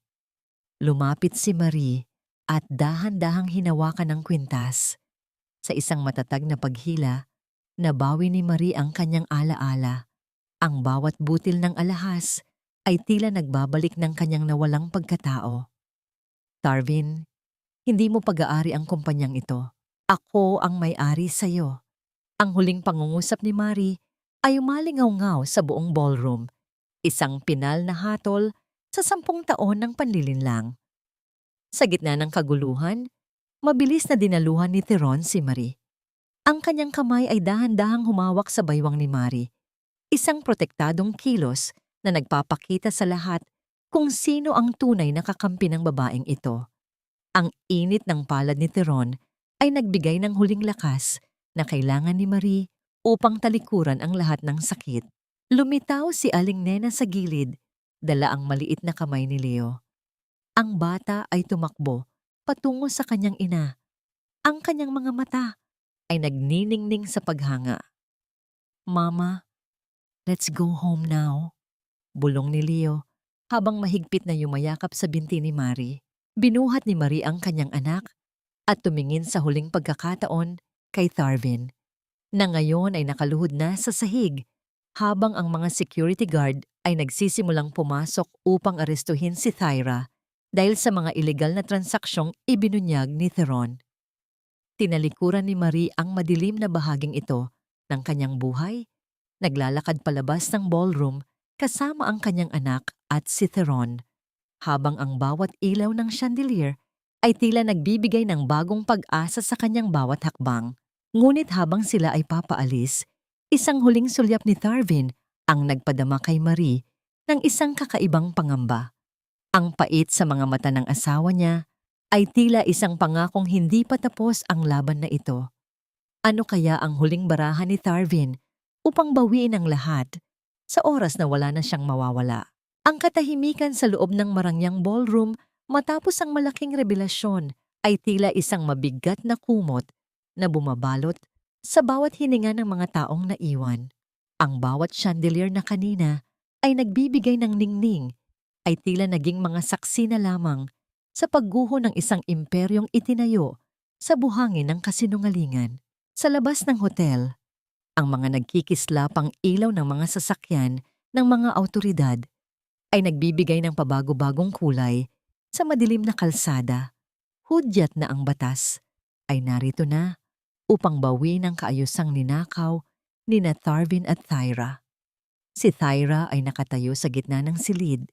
Ang kanyang mga kamay ay nakakuyom habang nararamdaman ang malamig na bakal na dahan-dahang pumapalibot sa kanyang mga pulso. Ang mga security guard at mga pulis ay hindi nagpakita ng anumang awa habang hinihila siya palabas. Ang bawat hakbang niya ay tila isang pagkatisod sa sarili niyang mga patibong.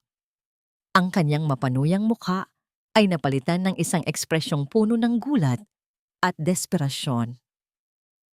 Tarvin, gawin mo ang paraan. Hindi mo ba ako tutulungan? Sabi mo sa akin, ligtas ang lahat. Ang sigaw ni Thyra ay umaling-awngaw sa buong hall, ngunit tanging ang malamig na pader lamang ang sumagot sa kanya. Si Tarvin ay nakatayo sa isang sulok, tila isang rebulto na nawalan ng buhay.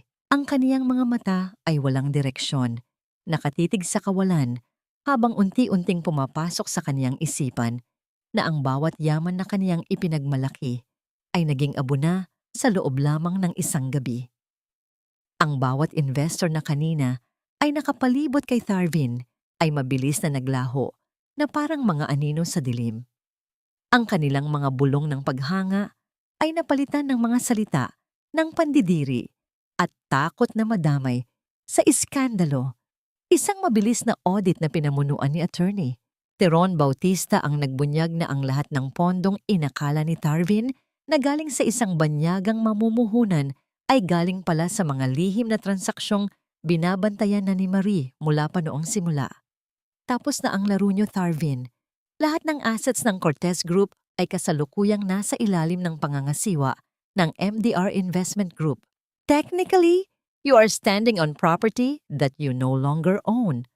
Ang tinig ni Teron ay kalmado, ngunit may talim na tila isang espada na naghahati sa huling pag-asa ni Tarvin. Samantala, si Doña Teresina ay nakaupo sa kaniyang upuan na tila ba ang kaniyang buong mundo ay biglang tumigil sa pag-ikot. Ang kaniyang kagalang-galang na anyo ay naglaho. Ang kaniyang mga kamay ay nanginginig habang hinahawakan ng kaniyang dibdib. Ang hiya na kaniyang pilit na iniwasan sa buong buhay niya ay ngayon ay nakadikit na sa kaniyang pangalan. Hindi siya makapaniwala na ang babaeng itinuring niyang basura ay siyang nagmamay-ari na ngayon ng kaniyang bawat hininga ng karangyaan. Sa labas ng hotel, sa loob ng sasakyan ni Teron, si Marie ay nakaupo ng tuwid. Ang kaniyang mga kamay ay nakapatong sa kaniyang kandungan, hindi na nanginginig, kundi puno ng isang uri ng kapayapaang ngayon lamang niya naramdaman sa loob ng 10 taon. Katabi niya si Leo, na himimbing na natutulog, walang kamalay-malay sa bagyong katatapos lamang dumaan sa kanilang buhay. Tumingin si Marie sa bintana, pinagmamasdan ang bawat ilaw ng Davao City na tila mga bituin na bumaba sa lupa. Nararamdaman niya ang bawat tibok ng kanyang puso na tila nagsasabing malaya na siya. Ang tanikala ng utang na loob ay tuluyan ng naputol. Hindi siya nagwagi dahil sa kanyang kayamanan, kundi dahil sa kanyang kakayahang manatiling buo sa kabila ng bawat piraso ng kaniyang pagkatao na sinubukang durugin ng mga Cortez. Marie, you did it. Everything is settled legally. Bukas, maililipat na ang lahat ng titulo sa pangalan mo at ni Leo. Mahinang sabi ni Teron habang ang kaniyang kamay ay dahan-dahang humawak sa kamay ni Marie. Ang haplos na yon ay hindi lamang isang pagbati, kundi isang pangako ng bagong simula. Ngunit sa gitna ng kaniyang tagumpay, isang malalim na lungkot ang nananatili sa sulok ng mga mata ni Marie. Tumingin siya kay Theron. Isang tanong ang hindi niya masabi-sabi. Theron, sapat na ba ang katarungang ito para mapunan ang 10 taon na nawala sa akin? Sapat na ba ang makita silang bumagsak para maging masaya ako? Hindi agad sumagot si Theron. Pinunasan niya ang isang luhang tumakas sa mata ni Marie. The healing doesn't come from their fall, Marie. It comes from you realizing that you are worth more than what they said you were. Ang katarungan ay para sa kanila, pero ang kapayapaan ay para sa iyo. Habang papalayo ang kanilang sasakyan, isang huling sulyap ang ibinigay ni Marie sa hotel. Nakita niya si Tarby na inilalabas ng mga security, mukhang lito at walang patutunguhan. Ang kaniyang asawa ay nawalan ng lahat, hindi lang ng pera, kundi ng kaniyang dangal. Ngunit habang tumatagal ang titig ni Marie, nakita niya ang isang pamilyar na bulto sa dilim ng parking lot na nakamasid sa kanila.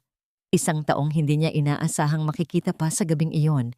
Isang taong may dalang lihim na maaaring magpabago muli sa takbo ng kaniyang buhay. Sino ang misteryosong lalaking ito na nakamasid sa kanila mula sa dilim?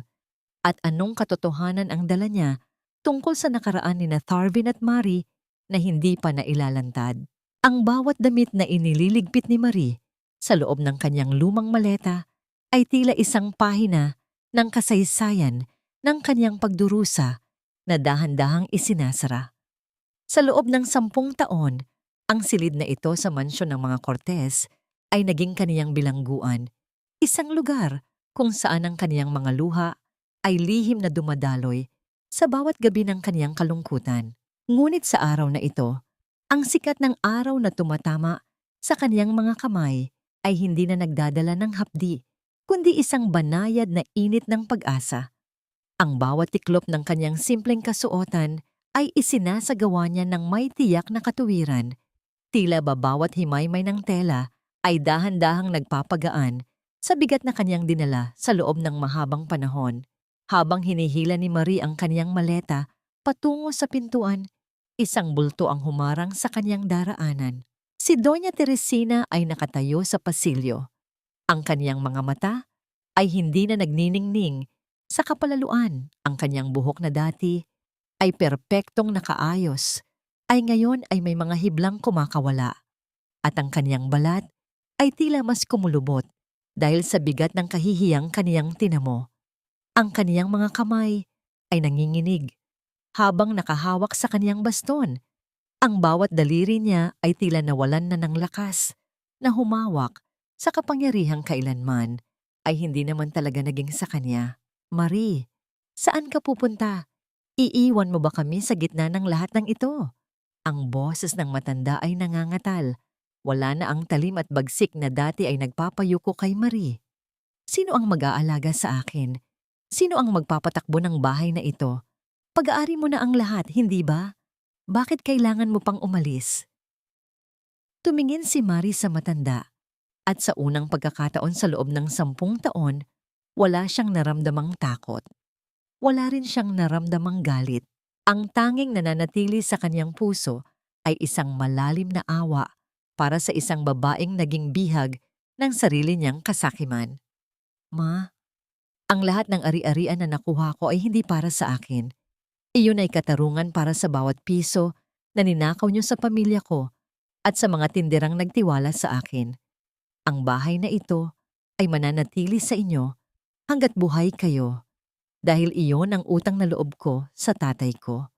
Pero ang kaluluwa ko, Ma, ay hindi na bahagi ng pader na ito. Ang bawat salita ni Marie ay tila isang malambot na hampas ng hangin na nagpabagsak sa huling depensa ni Doña Teresina. Napayuko ang matanda, ang kaniyang mga balikat ay yumanig sa isang tahimik na pagtangis. Patawarin mo ako, Marie. Masyado akong nabulag ng pangalan at yaman. Akala ko ay mas mababa ka dahil sa iyong pinagmulan, pero ikaw pala ang tanging pundasyon na nagpapanatili sa amin na nakatayo. Hindi na sumagot si Marie. Isang huling sulyap ang ibinigay niya sa pasilyong naging saksi sa kaniyang bawat buntong hininga. Lumabas siya ng mansyon at sumakay sa sasakyan kung saan naghihintay si Leo.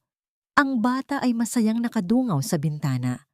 Ang kaniyang mga mata ay puno ng kuryosidad sa bagong mundong kanilang tatahakin. Ang kaniyang paghinga ay maluwag na. Wala na ang tunog ng hirap na tila isang hika na dulot ng masamang hangin ng tahanang iyon. Dinala sila ni Theron sa isang bagong bahay, isang simple ngunit eleganteng tahanan sa isang tahimik na subdivision sa Davao. Ang amoy ng sariwang pintura at ang bango ng mga bagong tanim na rosas sa hardin ay tila isang gamot na humihilom sa bawat sugat ni Marie. Sa loob ng bahay na ito, ang bawat kagamitan ay binili niya mula sa sarili niyang pinagpaguran. Wala itong bahid ng kasalanan ng mga Cortez. Dito, siya ay hindi na asawa ng isang manggugulo, kundi si Tamaris de los Reyes, ang babaeng muling bumuo sa kaniyang sarili. Nang sumapit ang gabi, habang mahimbing na natutulog si Leo sa kanyang bagong silid, lumabas si Marie sa balkonahe upang damhin ang malamig na simoy ng hangin. Isang basket ng mga sariwang bulaklak ang nakapatong sa lamesa, dala ng isang courier kaninang hapon. Sa gitna ng mga bulaklak ay may isang maliit na puting sobre na may sulat kamay na kailanman ay hindi niya makakalimutan. Marie, binuo mo ang iyong sarili mula sa abo ng iyong nakaraan. Ipinakita mo sa lahat na ang isang pusong wagas ay hindi kailanman matatalo. Ngunit sa gitna ng iyong kalayaan, nais kong itanong, handa na ba ang puso mong magmahal muli? Handa ka na bang buksan ang pintuan para sa isang taong ang tanging hangad ay maging iyong katuwang sa bawat hakbang? Ang mga salita ni Theron ay tila isang malumanay na musika na humahaplos sa pandinig ni Marie.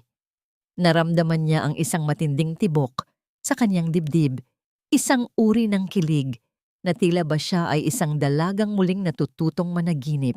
Hinawakan niya ang sulat at idinikit ito sa kaniyang puso, habang ang kaniyang paningin ay nakatuon sa malawak na langit na puno ng mga bituin. Ang kalayaan ay nakuha na niya, ngunit ang pag-ibig ay isang bagong landas na tila ba nagaanyaya sa kanya na sumubok muli. Paano kaya tutugon si Marie sa hamon ng bagong pag-ibig na ito? Habang ang anino ng kaniyang nakaraan ay dahan-dahan pa ring naglalaho sa dilim. Ang sikat ng araw na tumatama sa luntiang damo ng kanilang bagong bakuran ay tila isang gintong kumot na nagbibigay ng init sa bawat sulok ng buhay ni Marie. Pinagmamasdan niya si Leo mula sa balkonahe. Ang bata ay masayang tumatakbo habang hinahabol ang isang makulay na saranggola.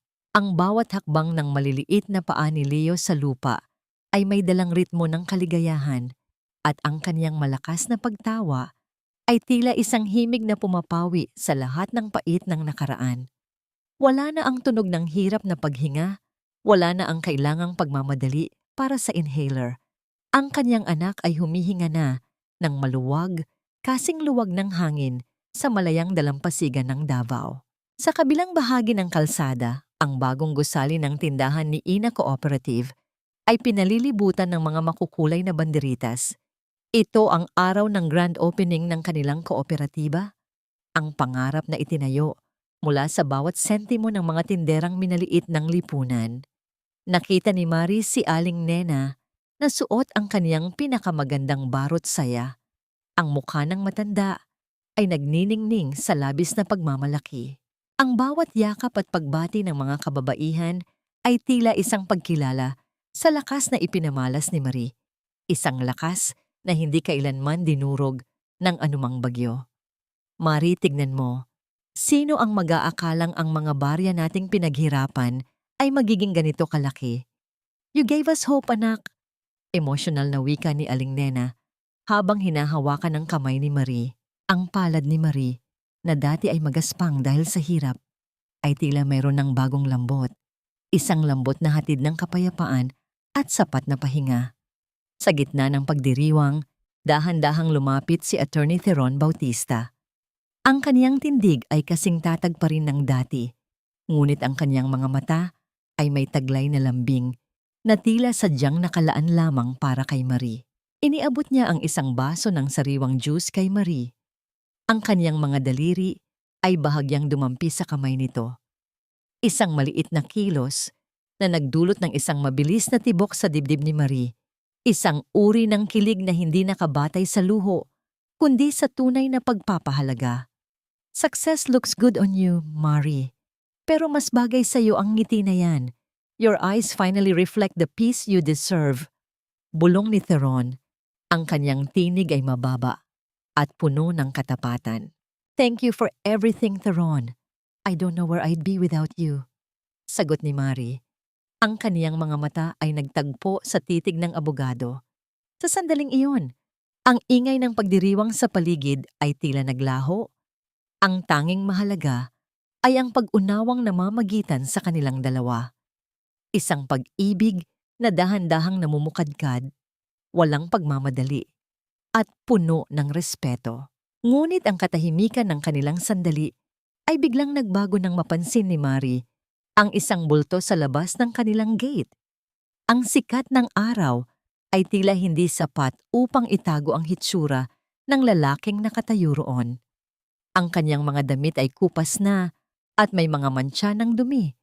Ang kanyang buhok ay magulo at ang kanyang katawan ay tila naging isang anino na lamang ng kanyang dating karingalan. Si Tharvin, ang lalaking dating naghari sa kanyang buhay, ay ngayon ay mukhang isang pulubi na naligaw sa gitna ng karangyaan. Dahan-dahang humakbang si Marie patungo sa gate. Nararamdaman ng kanyang puso na tumitibok ng may halong awa at hapis. Nang makita ni Tharvin si Marie, ang kanyang mga mata ay napuno ng luha, isang uri ng pagluha na puno ng pagsisisi na huli na ang lahat. Ang kanyang mga kamay ay nanginginig habang nakahawak sa mga rehas ng bakal. Tila ba ito na lamang ang tanging nagpapanatili sa kaniya na nakatayo. Marie, please, patawarin mo ako. Nawala na ang lahat. My mom is sick at wala na kaming matuluyan. I know I was a monster but please, allow me to see Leo. Kahit saglit lang. Ang boses ni Tharvin ay gumaralgal. Tila ba ang bawat salita ay humihingi ng isang pagkakataong kailanman ay hindi niya ibinigay kay Marie. Napatigil si Marie.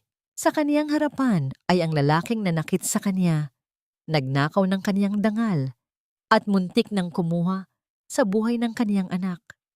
Nakita niya ang bawat lamat sa mukha ni Tharvin, ang bawat bakas ng kaniyang pagkatalo. Ngunit sa likod ni Marie, naririnig niya ang tawa ni Leo at nakikita niya ang naghihintay na si Theron. Isang matinding dilema ang sumiklab sa puso ni Marie. Ang kaniyang utang na loob ba sa nakaraan ay sapat na dahilan upang muling buksan ang pintuan para sa lalaking ito? O ang katarungang kaniyang nakamit ay sapat na upang tuluyan ng talikuran ang isang taong kailanman ay hindi siya itinuring na sapat? Ang pagmamakaawa ni Tharvin ay tila isang tinik na muling tumutusok sa kaniyang sugatang puso, nag-iiwan ng isang katanungang kailangang masagot bago siya tuluyang magsimula ng kaniyang bagong buhay. Ang malamig na rehas ng gate na hawak ni Tharvin ay tila isang huling harang sa pagitan ng dalawang mundong hindi na kailanman muling magtatagpo. Ang sikat ng araw sa hapon ay nagbibigay ng mahahabang anino sa semento. At sa gitna ng aninong iyon, ang anyo ni Tharvin ay tila isang guho ng dating karingalan. Ang kanyang mga mata na dati ay puno ng kapalaluan ay ngayon ay tila dalawang balon ng pagsisisi. Lumuluha sa harap ng babaeng kailanman ay hindi niya binigyan ng halaga. Ang kaniyang boses ay nanginginig. Bawat salita ay tila isang pagsamo na nagmumula sa kaibuturan ng kaniyang pagkatalo. Marie, kahit para kay Leo na lang, hayaan mo akong bumawi sa kanya. Patawarin mo ako sa lahat ng sakit na idinulot ko. I was blind, Marie. Nabulag ako sa yaman na akala ko ay sa akin, pero ikaw pala ang lahat sa buhay ko. Ang boses ni Tharvin ay gumaralgal Ang kanyang mga kamay ay lalong humigpit sa bakal ng gate hanggang sa mamuti ang kanyang mga daliri. Dahan-dahang lumapit si Marie. Ang kanyang bawat hakbang ay puno ng kapayapaan. Hindi siya lumapit dahil sa galit at hindi rin siya lumapit dahil sa pag-ibig. Tiningnan niya si Tharvin ng matagal. Pinagmamasdan ang bawat lamat sa mukha ng lalaking naging kabiyak niya sa loob ng 10 taon. Ang kaniyang puso ay hindi na nakakaramdam ng matinding pintig ng sakit. Ang tanging nananatili ay ang katahimikan ng isang taong tapos na sa kanyang pagdadalamhati. Tharvin, ang pagpapatawad ay matagal ko nang ibinigay sa iyo, hindi dahil karapat-dapat ka, kundi dahil kailangan ng puso ko ang kapayapaan para mabuhay. Pero ang pagbabalik, iyon ang bagay na hinding-hindi ko na magagawa. Ang Marie na luluhod sa harap mo para lamang sa isang sulyap ng pagmamahal ay matagal nang namatay sa gabi ng anibersaryo natin. Ang tinig ni Marie ay malumanay, ngunit may talim ng katotohanan na tila isang huling hatol. Dahan-dahang inilabas ni Marie ang kanyang pitaka at kinuha ang isang halaga ng pera. Iniabot niya ito sa pagitan ng mga rehas. Heto, gamitin mo ito para sa gamot ni Doña Teresina. Iyan ang huling utang na loob ko sa tatay ko at sa pamilya niyo. Pagkatapos nito, Tharvin, wala na tayong koneksyon. Ang alaala mo sa buhay ni Leo ay mananatili bilang isang aral, hindi bilang isang pasanin. Matuto kang tumayo sa sarili mong mga paa, gaya ng ginawa ko nung itinapon mo ako sa putikan. Ang pagtalikod ni Marie ay tila isang pinal na pagsasara ng isang makapal na aklat. Hindi na niya narinig ang hikbi ni Tharvin o ang kaniyang mga huling pagsamo. Naglakad siya pabalik sa kaniyang tahanan kung saan naghihintay ang tunay na liwanag ng kaniyang buhay. Sa ilalim ng malawak na langit ng Davao, na ngayon ay napupuno na ng mga unang bituin ng gabi, nakatayo si Teron sa tabi ng kaniyang sasakyan. Ang kaniyang mga mata ay nakatuon kay Marie, puno ng paghanga at isang tahimik na pag-ibig na matagal nang naghihintay sa kabilang panig ng dusa. Nang makalapit si Marie, dahan-dahang hinawakan ni Teron ang kaniyang mga kamay. Ang init ng palad ng abogado ay tila isang pangako na sa pagkakataong ito, hindi na siya mag-iisa sa kaniyang bawat laban. Is it finally over, Marie? Mahinang tanong ni Teron. Ang kaniyang tinig ay tila isang himig na nagpapakalma sa bawat alalahanin. Tapos na, Teron. Malaya na ako. Sagot ni Marie. Ang kaniyang mga mata ay nagniningning sa ilalim ng liwanag ng buwan. Dahan-dahang inilapit ni Teron ang kaniyang mukha kay Marie. Ang kaniyang hininga ay humahaplos sa balat nito. Sa sandaling iyon, ang mundo sa paligid nila ay tila tumigil sa pag-ikot. Ang kaniyang mga labi ay dahan-dahang dumampi sa mga labi ni Marie. Isang halik na hindi puno ng pagnanasa, kundi puno ng respeto, pangako at isang bagong simula. Ang kaniyang kamay ay maingat na humawak sa pisngi ni Marie. Tila ba tinitiyak na ang lahat ng ito ay totoo at hindi isang panaginip lamang. Ang pakiramdam ng labi ni Teron sa kanya ay naghatid ng isang kuryente ng ligaya na matagal nang ipinagkait kay Marie. Ito ang unang pagkakataon na naramdaman niyang siya ay pinahahalagahan, na siya ay inibig, hindi dahil sa kaniyang magagawa, kundi dahil sa kung sino siya. Habang ang gabi ay bumabalot sa kanila, ang kaniyang mga mata ay napapikit. Dinaramdam ang tamis ng katarungan at ang higit na matamis na lasa ng isang bagong pag-ibig. Paano kaya tatahakin ni Marie at Teron ang bagong kabanatang ito, habang ang bukas ay nagaanyaya sa kanila ng isang buhay na puno ng pag-asa at wagas na kaligayahan? Ang dapit hapon sa lungsod ng Davao ay tila isang napakagandang pintura ng ginto at kahel na dahan-dahang kumukulay sa malawak na kalangitan. Sa loob ng opisina ng tindahan ni Ina Cooperative, ang bawat dokumentong nakasalansan sa lamesa ni Marie ay hindi lamang mga listahan ng benta at tubo. Ang bawat isa rito ay simbolo ng libo-libong pangarap ng mga kababaihang dati ay minaliit, ngunit ngayon ay mayroon ng sariling boses at kabuhayan. Ang bango ng sariwang kape at ang amoy ng mga bagong pahinang papel ay humahalimuyak sa silid, nagbibigay ng isang pamilyar at panatag na pakiramdam ng tagumpay. Dahan-dahang tumayo si Marie at lumapit sa bintana. Tumingin siya sa ibaba kung saan nakita niya si Leo na masayang naglalakad pa uwi mula sa paaralan.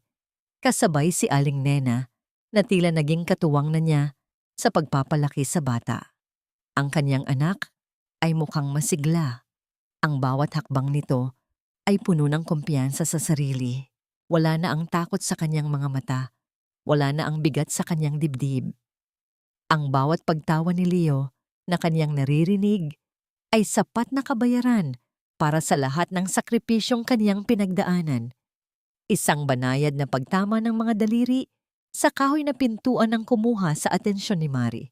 Hindi na kailangan pang lumingon ni Marie upang malaman kung sino ang panauhin. Ang amoy ng kaniyang pabango na tila sariwang hangin at ang matatag na presensya nito ay sapat na upang pakalmahin ang kanyang puso. Pumasok si Attorney Theron Bautista. Ang kanyang tuksedong suot ay nakasabit na sa kanyang braso at ang kanyang mga mata ay nagniningning sa labis na paghanga. Handa ka na bang umuwi, Marie?